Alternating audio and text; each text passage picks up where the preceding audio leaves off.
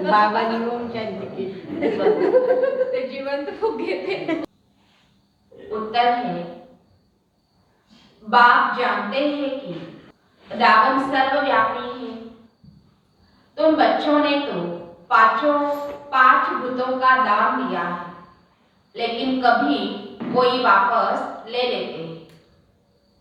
माया की बहुत कड़ी बॉक्सिंग है, बार बार हारने से कमजोर हो जाते हैं। इसलिए बाबा कहते, बच्चे दान देकर फिर वापस नहीं लेना है। माया से हारना नहीं। अमृत वेले उठ बाप को याद करना तो भूत भाग जाएंगे। गीत है, निर्बल से लड़ाई बलवान की, ये कहानी है दिए और तूफान की। ओम शांति। आज बाबा ने बच्चों से कहा, अब सच की वार्तालाप करनी है। सत्यम शिवम सुंदरम बाबा आए हैं, आकर के हमें सत्य ज्ञान क्या है वो सुनाया है। तो हमारी वार्तालापों में ज्ञान होना चाहिए, और ज्ञान में क्या होना चाहिए? सच की वार्तालाप होनी चाहिए। सच में क्या होना चाहिए कि बाबा कहते हैं हमने तो जज कर लिया है, लेकिन औरों को भी हम इस बात पर जज करवाए कि राइट क्या है और रॉन्ग क्या है। राइट परमात्मा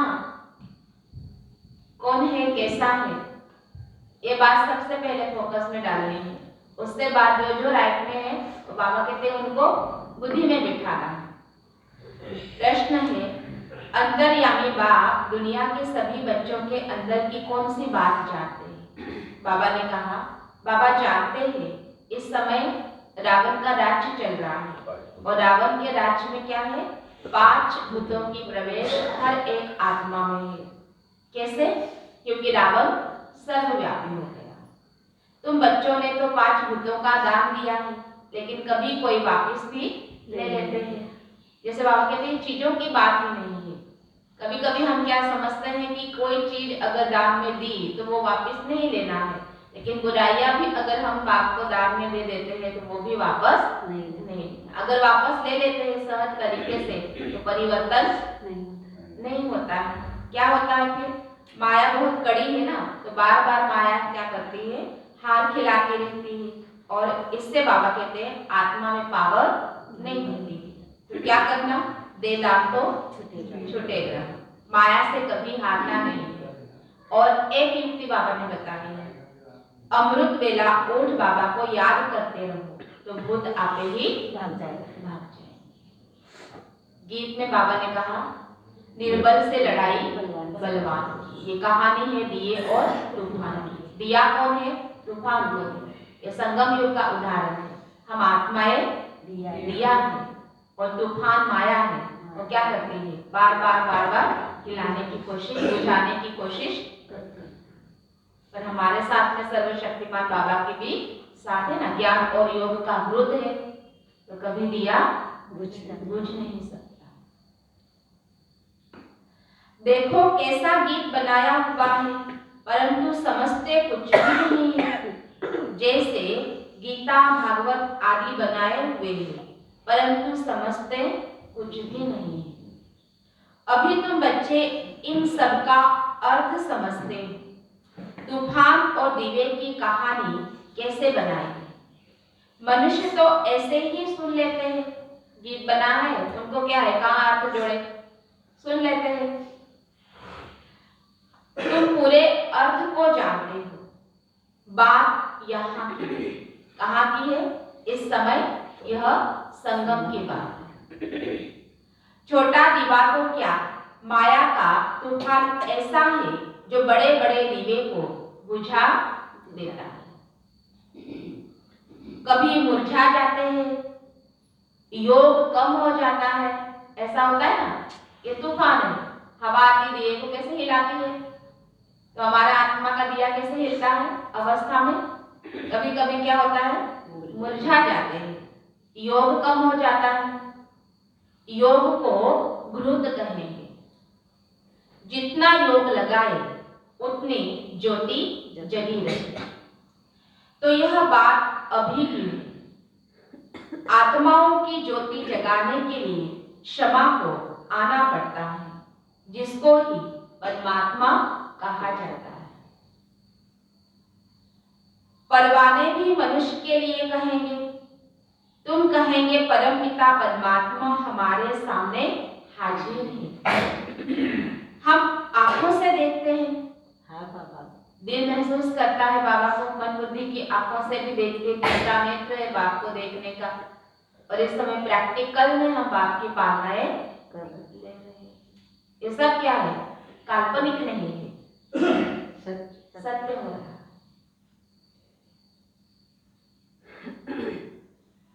उनका शारीरिक नाम नहीं है।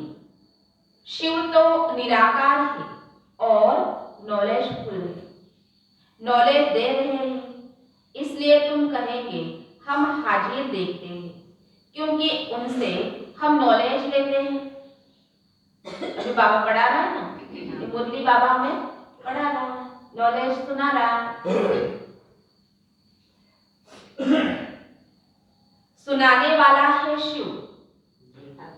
मनुष्य कहते हैं परमात्मा हाजिरा हजूर है, परंतु पूछो कहाँ है? कहेंगे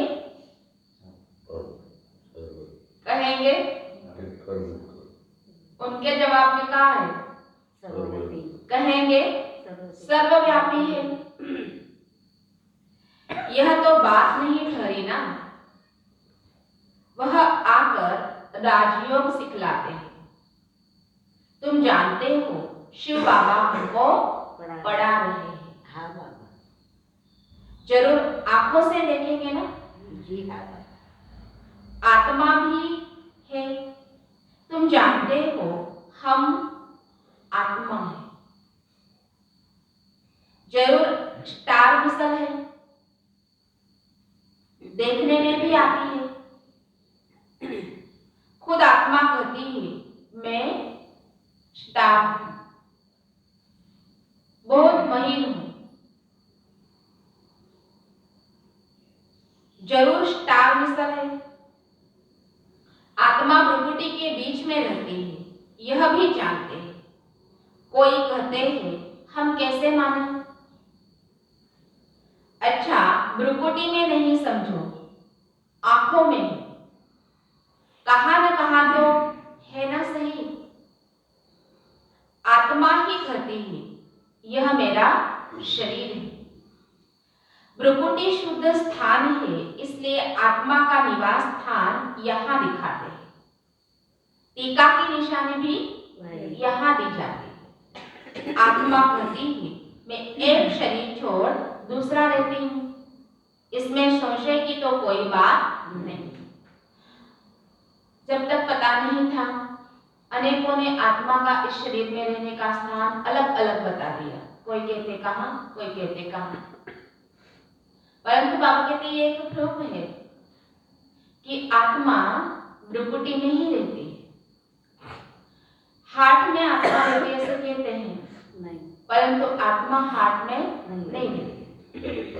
जैसे परंपरा से साधु संत महात्मा ये जो है तो भ्रुकुटी में टीका लगाते आए, मस्तक में टीका लगाते आए। उन्होंने यही कहा ये आत्म स्मृति की निशानी है, आत्म सम्मान की निशानी है, ये मैं हूं यह की अभिमान की निशानी है। और दूसरी बात, जब भी हम किसी का अभिनंदन करते हैं तो उसको हमेशा हम टीका मस्तक में लगाते हैं। जैसे हमारे भारत देश के सैनिक जो है और युद्ध पर जाते हैं या युद्ध जीत करके भी आते हैं, उनका बड़ा सम्मान होता है, उन्हें टीका लगाया जाता है, तो भी हमेशा मस्तक में टीका लगाया जाता है। तब हार्ट में क्यों नहीं टीका लगाते? हार्ट को क्यों नहीं टीका लगाते? क्योंकि आत्मा मस्तक में है और जो भी उसने अच्छा अभिनंदन जैसा कर्म किया वो आत्मा यहाँ है, इसलिए सम्मान अभिनंदन मस्तक में ही किया जाता है, टीका मस्तक में ही लगाया जाता है। आत्मा याद करती है परमपिता परमात्मा को, अब बाप ने याद दिलाई, तुम्हारा पाप पूरा हुआ है, तुम पतित बन गए हो, तुमसे सारी नॉलेज निकल गई है। यह भी पाठ है, किसको दोष नहीं दे सकते, हर एक का पाठ अपना अपना। इसमें बाबा कहते किसी को दोष भी नहीं दे सकते और किसके निमित्त से हमारा ऐसा हुआ यह भी नहीं कह सकते। हर एक के अपने अपने पिछले जन्म के हिसाब के कर्म, किसी पिछले जन्म का अच्छा कर्म ना वो भी होता है, नहीं भी होता है। आत्मा कहती है हमारे में 84 जन्मों का पाठ है। ड्रामानुसार 84 जन्म भोगने ही पड़ते हैं, पति होना ही है, यह अभी जानते हो। जब समझाया जाता है तुम कहते हो बाबा बरोबर, ड्रामा में तो पाठ ही मेरा है। आपने समझाया है यह अनादि ड्रामा है, हम ड्रामा के परवश हैं।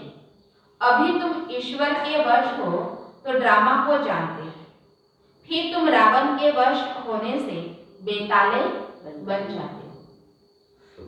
बाबा कहता है मैं तुमको कितनी नॉलेज देता हूं ना,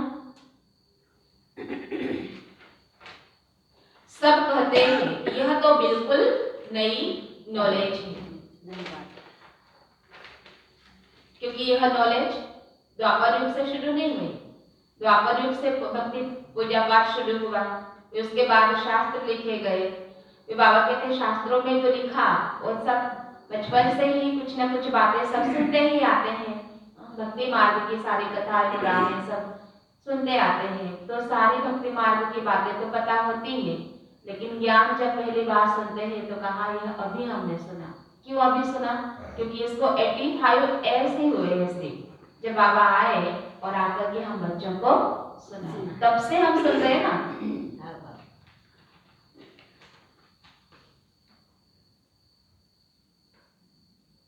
सच और झूठ सिद्ध कर बताया जाता है। भारत ही सचखंड और झूठखंड बनता है।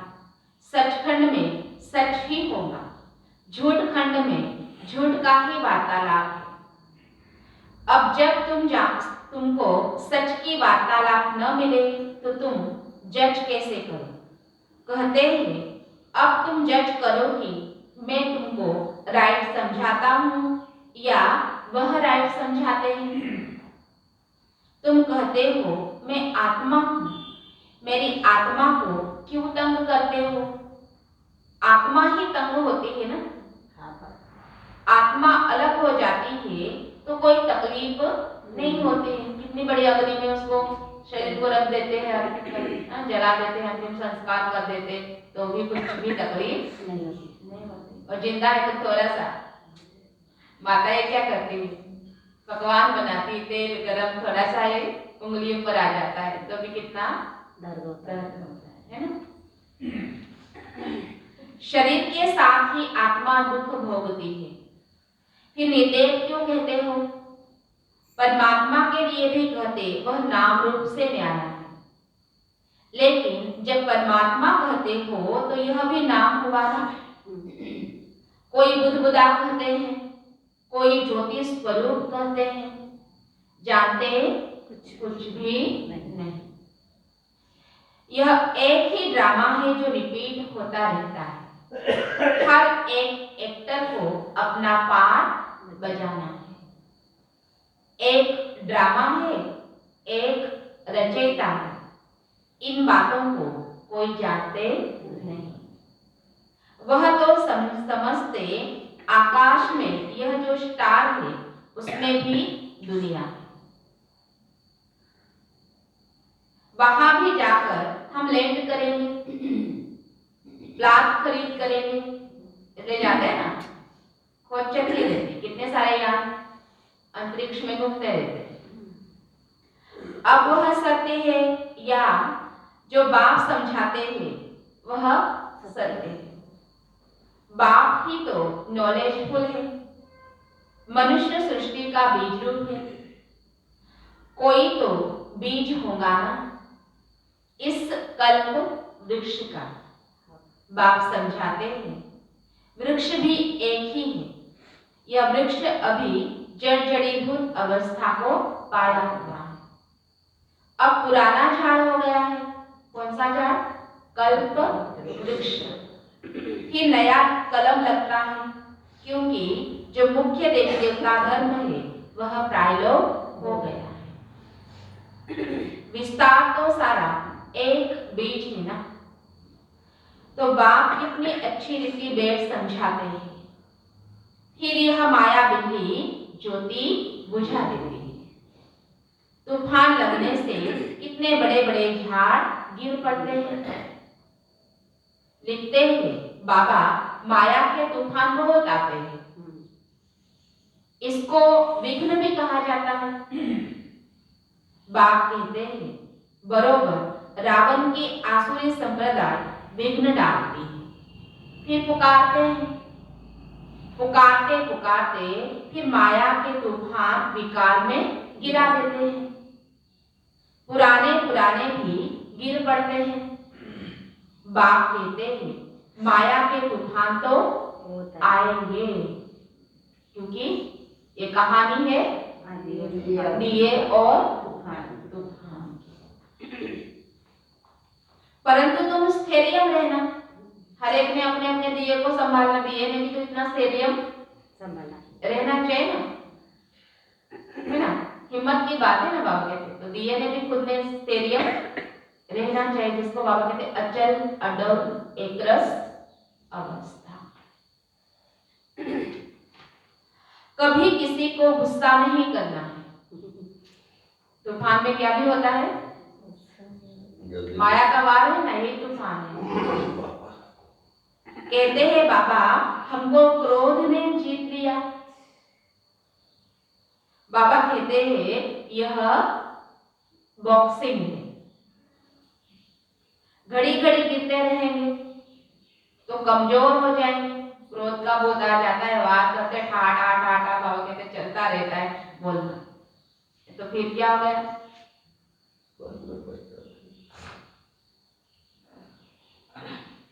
कमजोर हो गए ना। तुमने तो विकारों का दाम दे दिया है। दाम देकर फिर वापस नहीं लेना।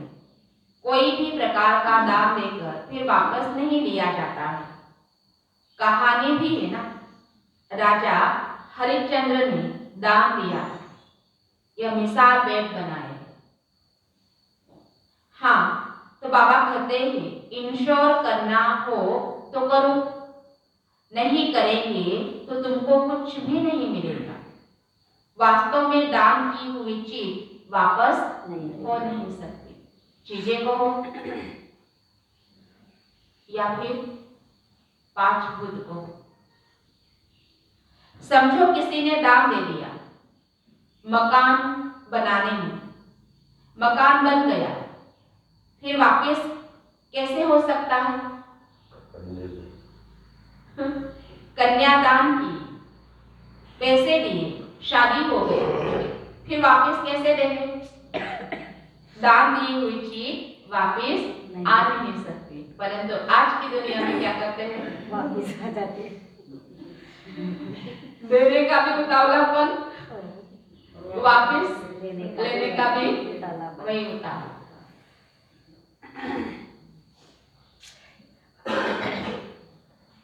तो बाप समझाते हैं तुम बच्चों को कितनी खुशी होनी चाहिए। आज हमारी खुशी का राज क्या है? रोज बाबा कहते हैं नाने प्रकार इतनी तुम्हें खुशी होनी चाहिए।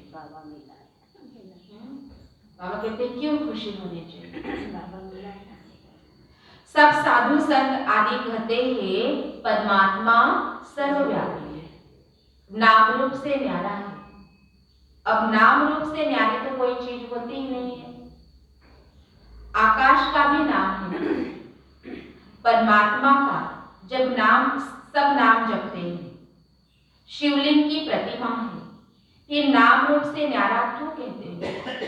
परंतु हट से उतरते ही नहीं, इसलिए बाप ने समझाया है पहले पहले कोई मिले पूछो परमपिता परमात्मा से आपका क्या संबंध है।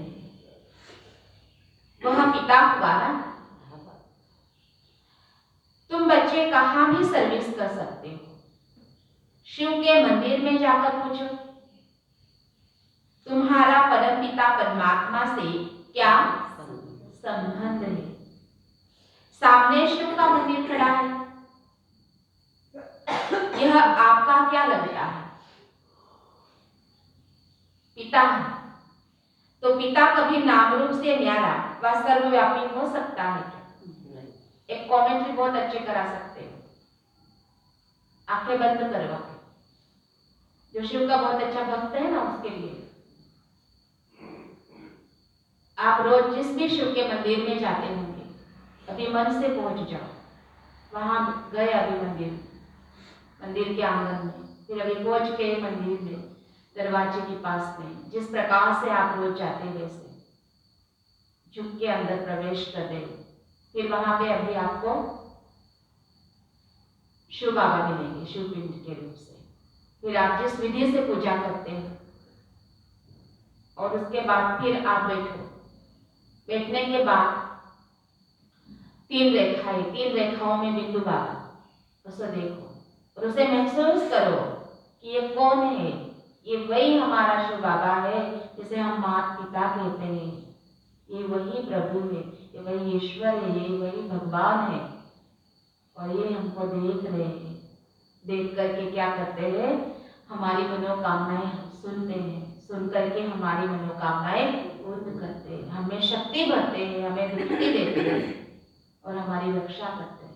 ऐसे नई आत्माओं को आप कमेंट्री भी करवा सकते हैं। और वही वो शिव बाबा यहाँ आकर के चैतन्य में हमें और स्थूल जड़ और ये चैतन्य शिव बाबा का मंदिर।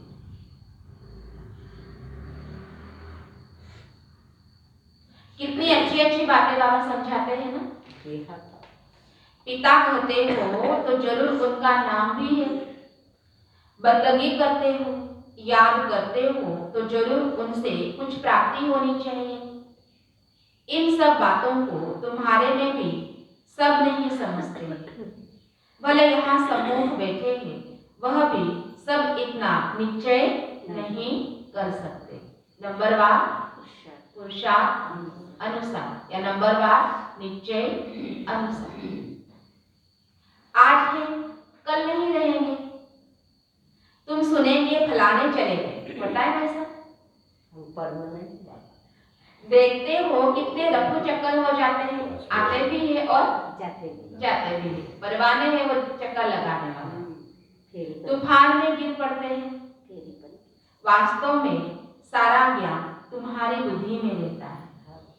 जैसे बाबा बीज है, उनकी बुद्धि में सारा ज्ञान का, सारा ड्रामा का ज्ञान है। जो सिखाया है वह तुम्हारे पास भी है, जो तुम कोई को भी समझा सकते हो। नंबरवार तो है, कोई की बुद्धि सतो है, कोई की रजो तमो। बाबा से कोई पूछे तो बाबा बता सकते हैं।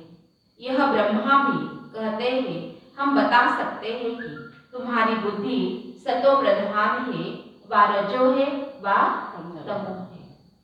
सारा सर्विस के ऊपर मदार है। कोई को ज्ञान की अच्छी धारणा होती है तो कहेंगे सतो प्रधान बुद्धि है। हर एक खुद भी समझते हैं कि मैं क्या करता हूँ। पूछते हैं बाबा हमारी कोई भूल है? हर एक पहले समझते हैं और फिर क्या करते हैं? पूछते भी हैं बाबा हमारी कोई भूल है? बाबा कहेंगे नंबर 1 भूल तो यह है जो तुम सर्विस ही नहीं करते हो, जिस कारण पर भ्रष्ट हो जाएगा। सर्विस में देखने में आता है ना, कितना समझाया जाता है। मंदिरों आदि में जाकर के समझाओ। भला गपोड़ा मारते हैं, हम सर्विस बहुत कर सकते हैं, परंतु बाबा जानते हैं यह सर्विस कर नहीं सकते। है बहुत सहज। झाड़ ड्रामा का ज्ञान बहुत सहज है। सिर्फ पूछा जाता है, परमपिता परमात्मा से आपका क्या संबंध है? बाप है तो वर्षा जरूर मिलना चाहिए, जरूर उनके तुम बच्चे हो, उनसे वर्षा मिला होगा जो अब गवाया है। हमने भी गवाया हुआ वर्षा फिर से पाया है। निश्चय होने से झट वर्षा पाने लग पड़ेंगे, परंतु इसकी तकदीर में नहीं है तो मानेंगे भी नहीं। तदबीर कर नहीं सकते, पुरुषार्थ कर नहीं सकते। यह भी जानते हैं वह बाबा है अंतर्यामी, मैं हूं बाहरयामी। कौन से बाबा? कौन से बाबा?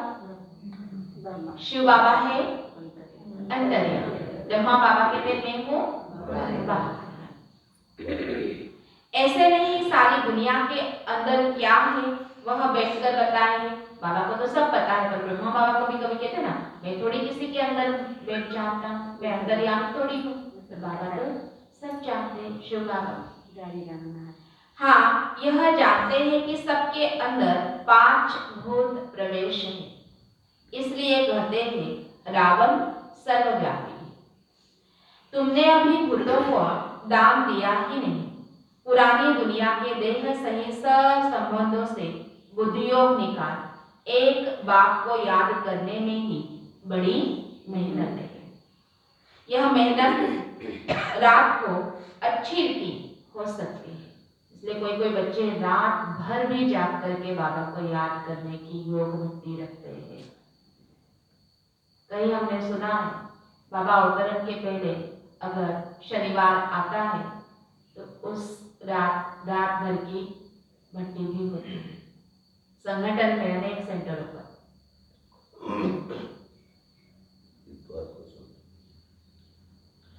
अब अभी से प्रैक्टिस करेंगे तब याद कर सकेंगे, तो अमृत वेले का असर अच्छा है। सवेरे जागना पड़े, सवेरे सवेरे उठकर भक्ति मार्ग में माला फेरते हैं। कोई राम राम जपते हैं, कोई क्या जपते हैं।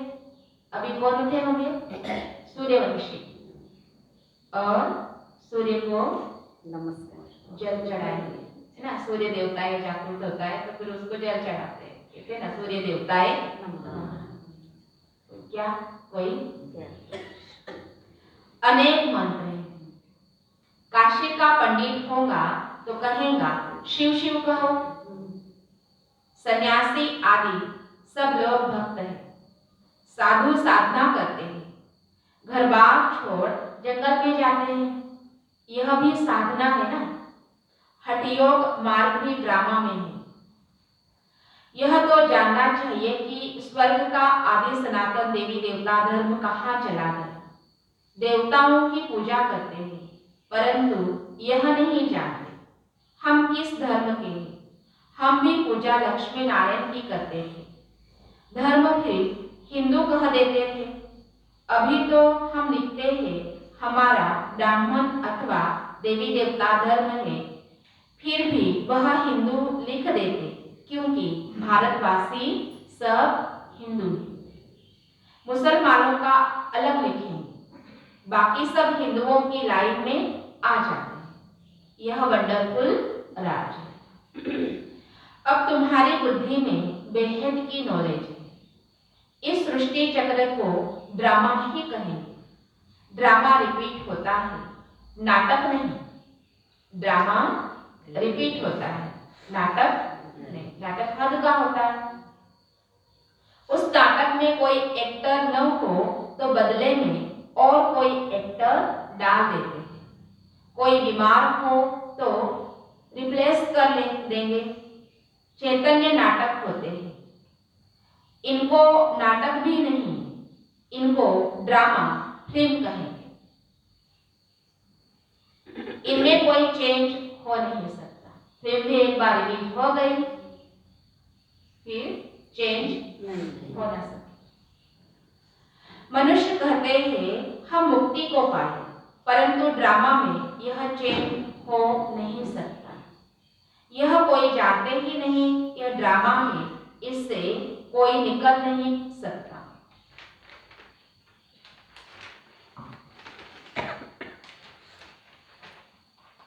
बड़ी समझने की बातें हैं, है भी पुराना, अनेक बार पाठ बजाया है, चक्र लगाया है। इन बातों को कोई समझने की कोशिश नहीं करते। समझते भी हैं कि बरोबर एक गॉड है और यह वर्ड हिस्ट्री ज्योग्राफी रिपीट होती है, परंतु जानने की कोशिश करें, उसकी फुर्सत नहीं। पुराने बच्चों की ही बुद्धि में नहीं रहता, तूफान लगते रहते हैं, आगे चल वृद्धि को पाते रहेंगे। बहुत आएंगे, समझने की कोशिश करेंगे। मौत जब नजदीक आएगा तब जल्दी समझेंगे। तुम तो कहते हो कि विनाश आया कि आया, इनसे पहले वर्षा लेना है, फिर तुम कहेंगे फलाना देरी से आए हो। अभी तो रात दिन योग में रहो, तब विकर्म विनाश होंगे। विकर्म बहुत टाइम लगता है, इनको भी कितना समय लगता है।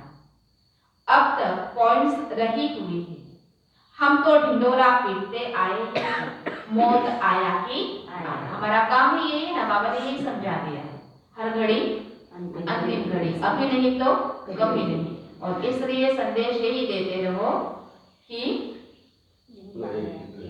मौत आया कि जागो जागो जागो, अज्ञान अंधकार की निद्रा से जागो, आंखें खोलो, भगवान को और अपना भाग्य बना दो, भरती झोली बना दो। झोली भर करके यहाँ फिर से हमें जाना। जैसे शेर की एक कहानी है ना, वह समझते यह गपोड़ा मारते, एक दिन विनाश तो आ ही जाएगा, फिर भागेंगे, परंतु टू लेट है यह बेहद की बात। फिर इनसे वह कहानियां बना दी है। विकर्म विनाश के लिए योग अग्नि बहुत चाहिए। हाँ, नए नए बहुत ऐसे भी निकलेंगे जो पुरानों से तीखे जाएंगे।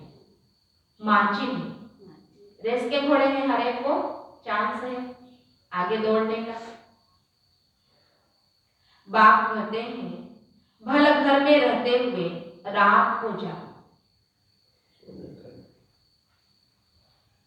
क्यों? क्योंकि माया पछाड़ती है ना, उस पर जीत प्राप्त करने के लिए बाप कहते अपना पुरुषार्थ करो और बलवान बनो। जितना जो दौड़े, भले रात को नींद भी नहीं करो, परंतु बहुत तीखे जाए। यह कितनी तरावट की नॉलेज है। बेड़ा ही पार हो जाए, सब कामनाएं सिद्ध हो जाएगी। आत्मा में बल भर जाएगी, आत्मा एवं हेल्दी बन जाएगी, तो सब कामनाएं अपने आप की पूर्ण हो जाएगी। अच्छा, मीठे मीठे सिखिलते बच्चों प्रति माता पिता बाप दादा का याद प्यार और गुड मॉर्निंग। रूहानी बाप की रूहानी बच्चों को नमस्ते। बच्चों की रूहानी बाप दादा को याद प्यार और नमस्ते नमस्ते नमस्ते। ओम शांति ओम शांति ओम शांति। शुक्रिया बाबा, थैंक्स। धारणा के लिए मुख्य सार है पहली पूर्ण। विनाश के पहले बाप से पूरा पूरा वर्षा लेना है। रात दिन योग में रह विकर्म विनाश कर नंबर आगे लेना है। दूसरी पॉइंट है देह सहित पुरानी दुनिया के सब संबंधों को बुद्धि से भूल एक बाप को याद करना है। जो चीज दान देगी उसे वापिस नहीं लेना।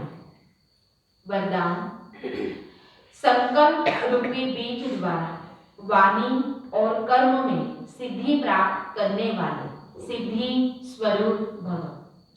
बुद्धि में जो संकल्प आते हैं वह संकल्प है बीज, वाचा और कर्मणा बीज का विस्तार है। अगर संकल्प अर्थात बीज को त्रिकालदर्शी स्थिति में स्थित होकर चेक करो, शक्तिशाली बनाओ तो वाणी और कर्म स्वतः ही सहज सफलता प्राप्त होगी। यदि बीज शक्तिशाली नहीं होगा तो वाणी और कर्म में भी सिद्धि की शक्ति नहीं रहती। जरूर चैतन्य में सिद्धि स्वरूप बने हो तब तो जड़ चित्रों द्वारा भी और आत्माएं सिद्धि प्राप्त करती है। स्लोगन है, योग अग्नि से व्यर्थ के किचड़े को जला दो तो बुद्धि स्वच्छ बन जाएगी। योग अग्नि से व्यर्थ के किचड़े को जला दो तो बुद्धि स्वच्छ बन जाएगी। वरदान की संकल्प रूपी बीज द्वारा वाणी और कर्म में सिद्धि प्राप्त करने वाले सिद्धि स्वरूप भव। बुद्धि में जो संकल्प आते हैं वह संकल्प है बीज, वाचा और कर्मणा बीज का विस्तार है। अगर संकल्प अर्थात बीज को त्रिकालदर्शी स्थिति में स्थिर होकर चेक करो, शक्तिशाली बनाओ तो वाणी और कर्म में स्वतः ही सहज सफलता है ही। यदि बीज शक्तिशाली नहीं होता तो वाणी और कर्म में भी सिद्धि की शक्ति नहीं रहती। जरूर चैतन्य में सिद्धि स्वरूप बने हो तब तो जड़ चित्रों द्वारा भी और आत्माएं सिद्धि प्राप्त करती है। स्लोगन है, योग अग्नि से व्यर्थ के किचड़े को जला दो तो बुद्धि स्वच्छ बन जाएगी। योग अग्नि से व्यर्थ के किचड़े को जला दो तो बुद्धि स्वच्छ बन जाएगी। 31 तारीख की वाणी है। बाबा ने कहा, मीठे बच्चे, अब सच की वार्तालाप करनी है। तुम जज कर सकते हो कि राइट क्या है और रॉन्ग क्या है। प्रश्न, अंतर्यामी बाप दुनिया के सभी बच्चों के अंदर की कौन सी बात जानते हैं? बाप जानते हैं कि इस समय सभी में 5 भूत प्रवेश है। रावण सर्वव्यापी है। तुम बच्चों ने तो 5 भूतों का दान दिया है, लेकिन कभी कोई वापिस ले लेते हैं। माया की बहुत कड़ी बॉक्सिंग है। बार बार हारने से कमजोर हो जाते हैं। इसलिए बाबा कहते हैं, बच्चे दान देकर फिर वापस नहीं लेना है। माया से हारना नहीं। अमृत वेले उठ बाप को याद करना तो भूत भाग जाएंगे। गीत, निर्बल से लड़ाई बलवान से। लवलीन स्थिति का अनुभव करो। समय प्रमाण लव और लव दोनों का बैलेंस चाहिए। लव में भी लव महसूस हो, इसके लिए आत्मिक प्यार की मूर्ति बनो, तब हर समस्या को हल करने में सहयोगी बन सकेंगे। शिक्षा के साथ सहयोग देना ही आत्मिक प्यार की मूर्ति बनना है।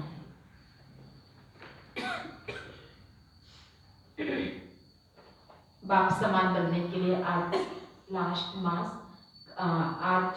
के लास्ट पॉइंट, अगस्त मास था ना, आज के लास्ट पॉइंट। बाप दादा समय के प्रमाण अब यही चाहते हैं कि एक शब्द सदा स्मृति में रखो। बाप से हुई सर्व प्राप्तियों का, स्नेह का, सहयोग का रिटर्न करना है। रिटर्न करना अर्थात बाप समान बनना। दूसरा, अब हमारी रिटर्न जर्नी है, वापसी यात्रा है। वापस हमें घर जाना है। एक ही शब्द रिटर्न सदा याद रहे। इसके लिए हर संकल्प, बोल और कर्म को ब्रह्मा बाप से टेली अर्थात मिलाप करो। बाप का संकल्प क्या रहा, बाप का बोल क्या रहा, बाप का कर्म क्या रहा, इसको ही कहा जाता है फलो फल। कभी भी नया सोचने, नया करने की आवश्यकता नहीं। जो बाप ने किया उसमें फलो फल। अच्छा, आज बाप दादा अवतरण, इसलिए सभी ने कैंप पर, सेंटर पर आना है।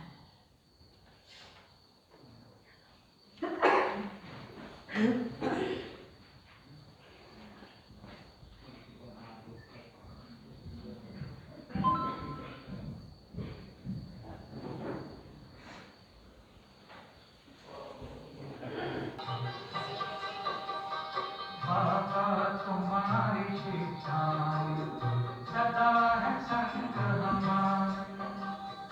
बाबा तुम्हारी शिक्षाएं सदा है संग हमारे। चलते रहेंगे जीवन भर श्रीमत के सहारे। चलते रहेंगे जीवन भर श्रीमत के सहारे। बाबा तुम्हारी शिक्षाएं सदा है संग हमारे। बाबा तुम्हारी शिक्षाएं सदा है संग हमारे।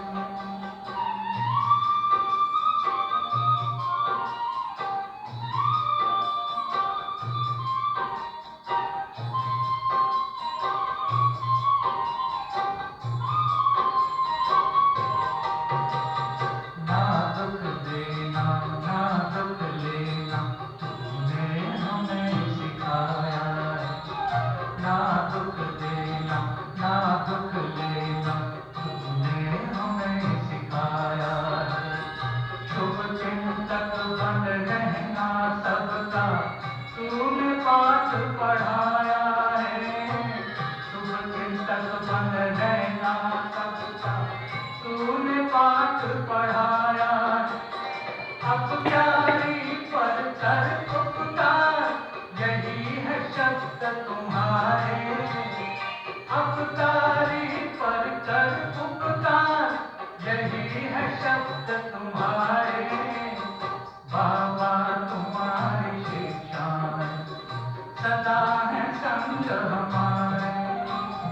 बाबा तुम्हारी शिक्षाएं सदा है संग हमारे।